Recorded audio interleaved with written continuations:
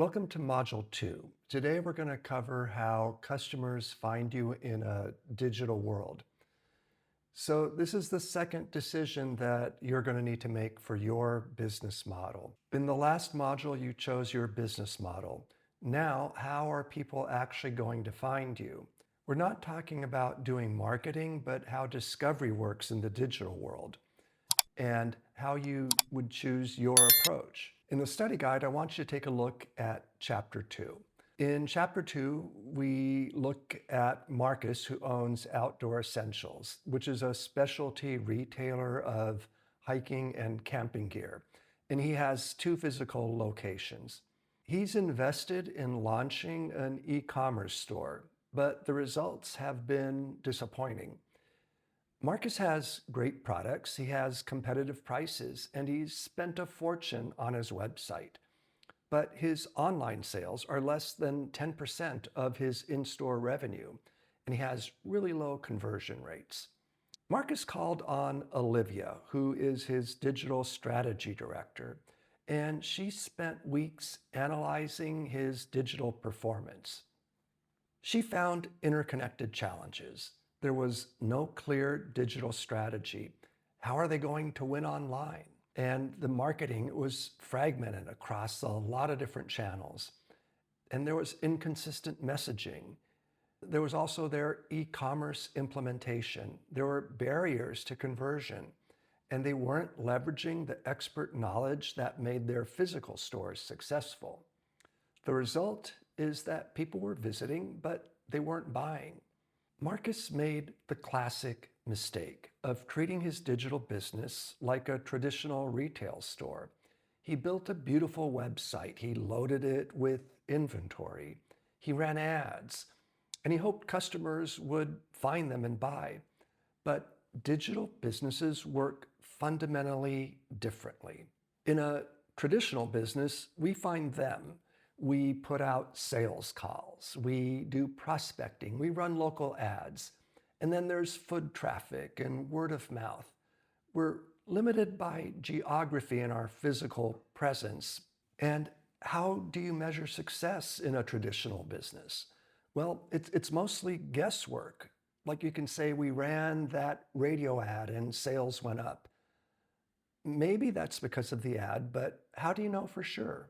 In the mid-19th century, an American department store magnate, John Wanamaker, is quoted as having said, "Half the money I spend on advertising is wasted.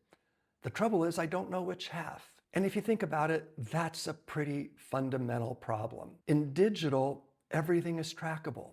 We know exactly where every visitor came from, what they did, and why they left. In a digital business, they find us. Customers search and they discover us. We have content and online presence that attracts them. Their behavior and interests drive discovery, not location. Online communities and reviews drive trust, and we have unlimited geographic reach. This is a fundamental shift because discovery is measurable. It's behavior-based and it's intentional. But discovery takes strategy. In a traditional business, you might succeed by accident.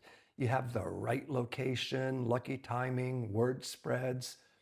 In digital business, accidental discovery rarely happens. You need to intentionally make yourself findable through specific methods. The saying, "build it and they will come," doesn't work. I want you to consider this. Is Marcus's problem fixable?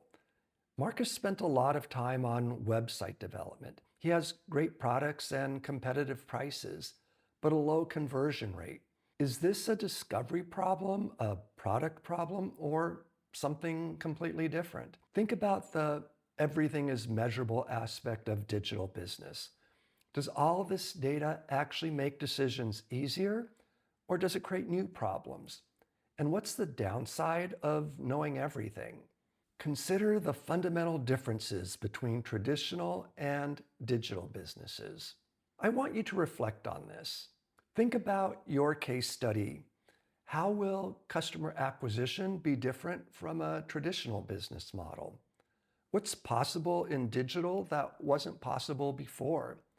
And what becomes harder or more complex?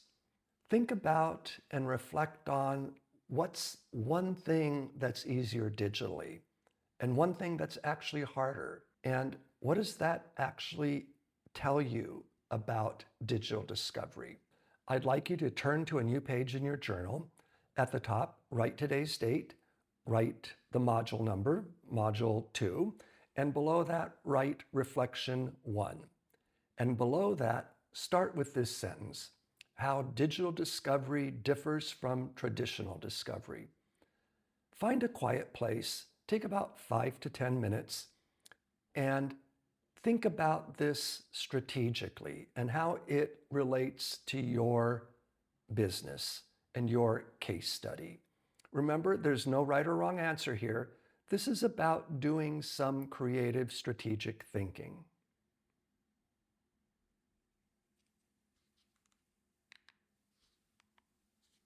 After analyzing the data, Olivia realized that they needed to understand something fundamental: what their customers actually wanted.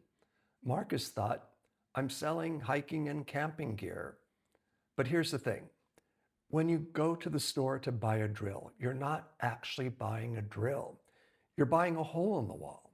The drill is just the tool. In the same way, your customer isn't buying your product.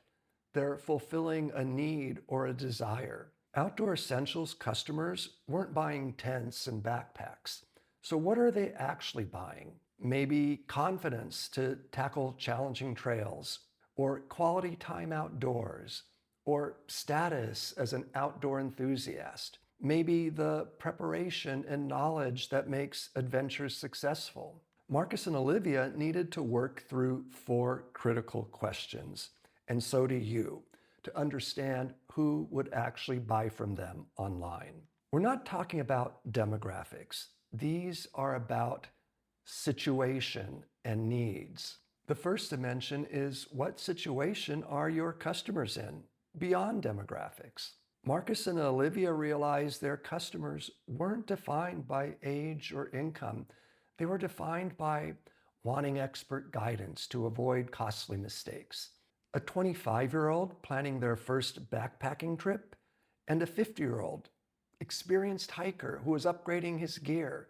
Both are in the exact same situation. The principle here is, define your customer by their situation and their needs, not by their demographics.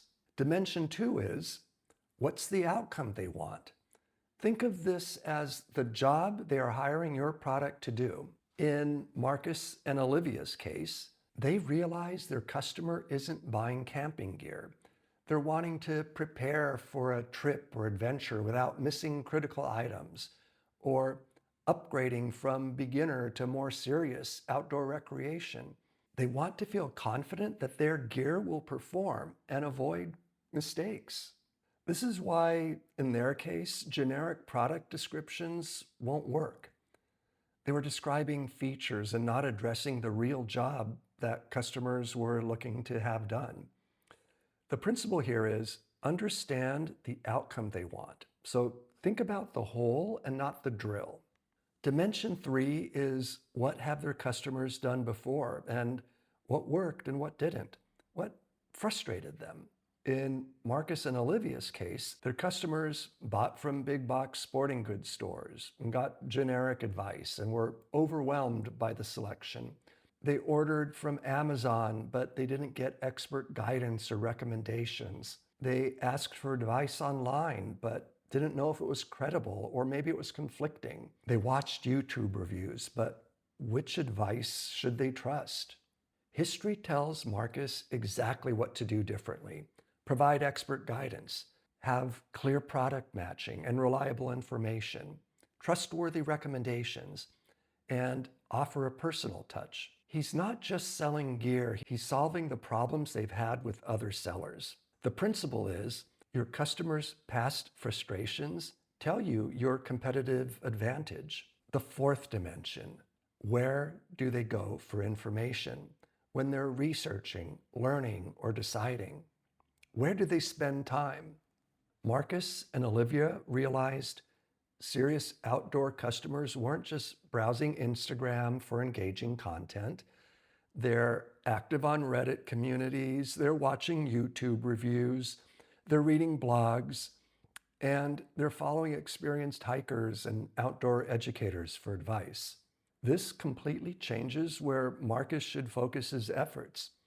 Instagram is fine for brand awareness, but Reddit, YouTube, and outdoor community forums are where his customers actually learn and make buying decisions. The principle here is be where your customers go to learn and decide, not just where they passively scroll. I want you to consider this. What are Outdoor Essentials customers really buying? Is it the gear itself or something else? How does this affect Marcus and Olivia's thinking about discovery? And consider for your case study, what situations matter more than age or income? The 4 dimensions we just discussed help you define your customer by situation rather than demographics. Consider if you can actually replicate the in-store experience, or do you need a completely different approach? Now I'd like you to reflect on this. Turn to a fresh page in your journal, write today's date and reflection 2 at the top of the page, and below that write, what people in my category are really buying? Think about the category your case study business operates in. What do customers think they're buying, and what are they actually buying?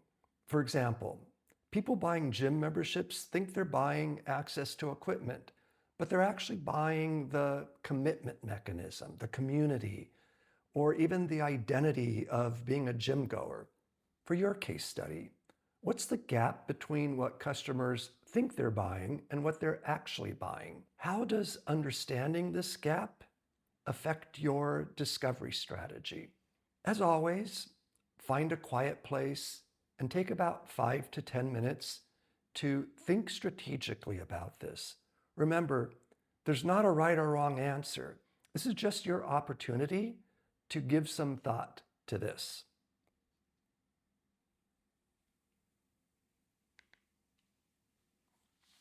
Once Marcus and Olivia understood their real customers and what they actually needed, they faced the next question. How would they find outdoor essentials? In digital business, there are 3 fundamental ways that customers discover you exist. Most successful businesses eventually use all 3, but you need to be intentional about which you'll focus on first. The first method is search. This is where customers already know they have a problem or a need, and they're actively searching for solutions. How this works. Search engine optimization, or SEO. Your website ranks when people Google best backpacking tent or hiking gear for beginners. And then there's search engine marketing, or SEM, where you pay for ads that show up when people search for relevant terms. This works best with high-intent people who are ready to evaluate and buy. They have a clear problem they're trying to solve, and they know exactly what they're looking for. You want to prioritize this when people already are searching for what you offer, when you're capturing existing demand and you're not creating new demand. Also, when you have budget for ads or the time to build SEO. For Outdoor Essentials, Olivia optimized their product pages for specific search terms that people were using, and she created buying guides for searches like, what hiking gear do I need? So that when people were searching for gear with a buying intent, Outdoor Essentials would show up. The second method is a pattern interrupt. This is when you interrupt someone's normal content consumption and make them realize they want something they weren't looking for. How this works. You're creating content, blog posts, YouTube videos, Instagram posts that educate or inspire or entertain people. You're showing up in their feeds with content that stops their scrolling, making people realize, oh, I should upgrade my gear, or I need that for my trip, or I trust these guys. This works best when you're building awareness, when you're educating customers and you're creating desire, or you're building followers and fans. This works when you're demonstrating value by providing value. You want to prioritize this when people don't know that they have a problem that you solve, when you need to educate the market, and when you're willing to invest the time in building an audience. For Outdoor Essentials, this meant that Marcus's staff created weekly content for people watching to discover their expertise and realize that they need better gear and that Outdoor Essentials was the place to go. The third method is building promoters. This is when your customers, community members, or other trusted sources recommend you to potential buyers. This works by providing exceptional customer service and creating customers who are happy to tell others about you. Through reviews and ranking, you are building your reputation on Google, Reddit, and specialty forums. You're building referral systems that make it easy for customers to recommend you. This works best when building trust in a skeptical market is essential. It's creating sustainable growth without constant advertising. You're reaching customers who trust recommendations more than ads, and you're building a long-term loyal customer base. You want to prioritize this when trust is critical, especially for high-ticket items, complex products, or services, and when your market is community-driven, when word of mouth is how people actually make decisions. Here's the strategic question. Which method should you focus on first? Start with search if people are already searching for what you offer and you're entering an existing market with proven demand. Also, if you have the budget for ads or the time to build SEO. Start with pattern interrupt if you're creating demand for something new, if your market needs education, and if you have content creation skills. This is great for building your brand for the long term. Start with building promoters if trust is critical to the purchase decision, your market is community driven, and you can deliver exceptional experience from day one. This is essential when word of mouth drives buying in your category. Most businesses eventually need all three, but trying to do all three from day one spreads you too thin. Pick your priority based on your situation, your skills, and where your customers actually make buying decisions. I want you to consider, can one method really be enough? Consider between search, pattern interrupt, and building promoters.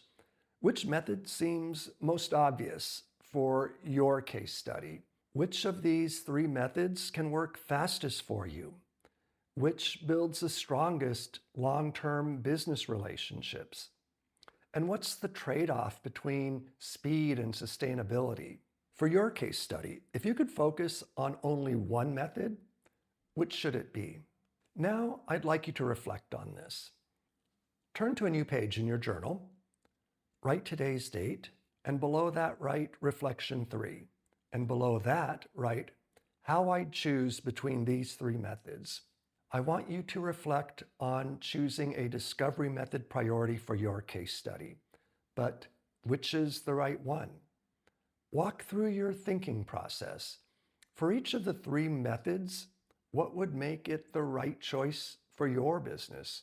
Or what would make it a bad choice? What do you need to figure out? And where will you get that information? Be honest about what you don't know. Sometimes I need to test this is the right answer. Take 5 to 10 minutes, find a quiet spot, and do some creative strategic thinking. Remember, you're not trying to come up with a right or wrong answer. You just want to reflect your strategic thinking.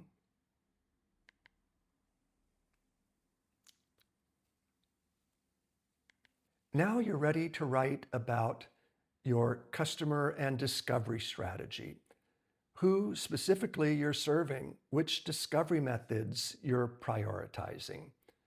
Draft your customer and discovery strategy write about 1 or 2 pages and prepare that as a part of your case study. Part 1, that's your customer profile, where you're going to describe what situation they're in, what outcome they're trying to accomplish. Remember, they're looking for a hole in the wall, not a drill. What have they already tried? And why didn't it work? Finally, where do they go for information and decision making? Part 2, that's going to be your discovery strategy. Rank the 3 discovery methods in order of priority between search, pattern interrupt, and building promoters. Explain why your ranking fits your customer and your business. Then for your number 1 priority method, describe what you'll do in some level of detail. And for part 3, that's where you're going to write about your MVP, your minimum viable product. How are you going to test if you're right about your customer and discovery method?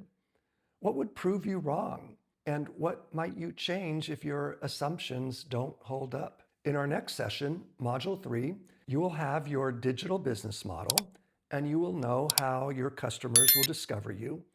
But why should anyone choose you? We're going to explore that next time, and I look forward to seeing you there.